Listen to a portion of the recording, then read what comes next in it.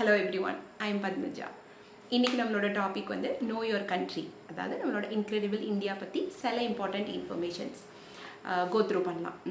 Okay, the longest river in India is Ganga. Okay, the largest jute producing state in India, of course, West Bengal. The longest dam in our country, Hirakud Dam. The state in India which has the highest literacy rate, எல்லாருக்கும் தெரிஞ்சது, it's Kerala. The largest state in our country, it's Rajasthan. Okay, the place which receives the most rainfall, Meghalaya. The largest library in India is National Library, எங்க இருக்கு? கொல்கத்தால இருக்கு. The biggest museum in India, Indian Museum, அதுவும் கொல்கத்தால தான் இருக்கு.